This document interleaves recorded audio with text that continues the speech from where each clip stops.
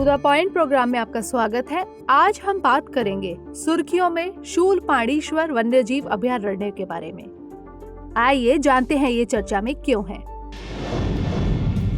केंद्र सरकार द्वारा गुजरात राज्य के नर्मदा जिले में स्थित शूलपाणीश्वर वन्यजीव अभयारण्य के आसपास के 121 गांवों को इको सेंसिटिव जोन घोषित करने की अधिसूचना जारी की गई है।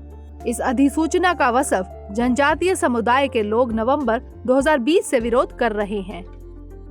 अधिसूचना के अनुसार इको सेंसिटिव जोन के अंतर्गत आने वाली जमीन को गैर कृषि उपयोग जैसे वाणिज्यिक, औद्योगिक और आवासीय उद्देश्य के लिए हस्तांतरित नहीं किया जा सकता।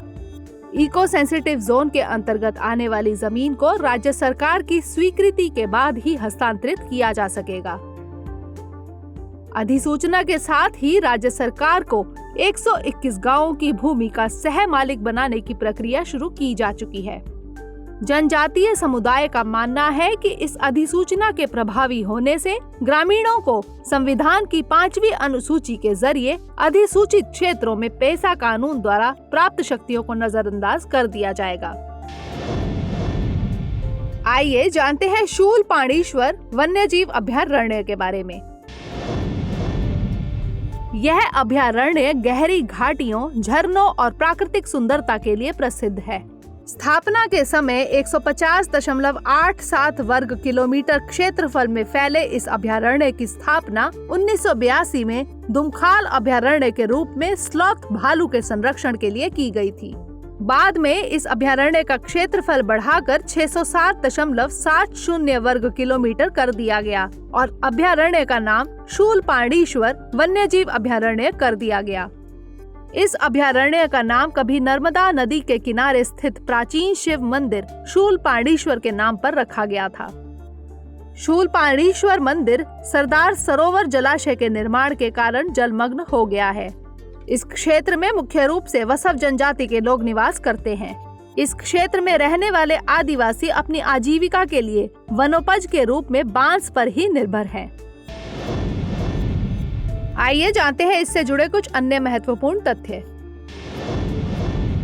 शूलपाणीश्वर वन्यजीव अभयारण्य उड़ने वाली बड़े आकार की गिलहरी के लिए प्रसिद्ध है।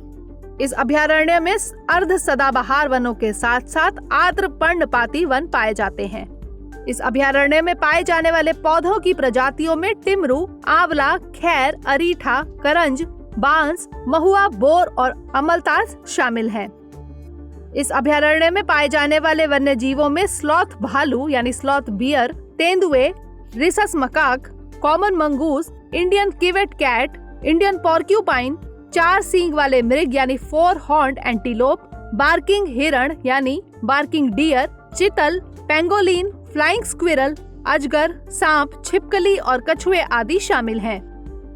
इसके साथ साथ इस अभयारण्य में क्रेस्टेड सर्पेंट ईगल, गोरैया बाज यानी स्पैरो हॉक, बड़े सींग वाले उल्लू यानी great horned owl, grey hornbill, लाल और ग्रे पक्षी यानी red and grey jungle fowls पाए जाते हैं। अब बारी है आज के प्रश्न की। शूलपाणीश्वर वन्यजीव अभयारण्य के संबंध में निम्नलिखित कथनों पर विचार कीजिए। पहला, यह राजस्थान राज्य में स्थित है। दूसरा, इस अभयारण्य के आसपास के 121 गांवों को इको सेंसिटिव जोन घोषित करने की अधिसूचना जारी की गई है। तीसरा, इस अभयारण्य के आसपास के क्षेत्र में मुख्य रूप से वसावा जनजाति के लोग निवास करते हैं। उपर्युक्त में से कौन सा या से कथन सत्य है या फिर है? ए केवल 1, बी केवल 1 और 2, सी केवल 2 और 3 या फिर डी 1, 2 और 3। इसका उत्तर हमें कमेंट सेक्शन में जरूर भेजिएगा। अगले सेशन में किसी नए टॉपिक के साथ मिलेंगे, तब तक के लिए धन्यवाद।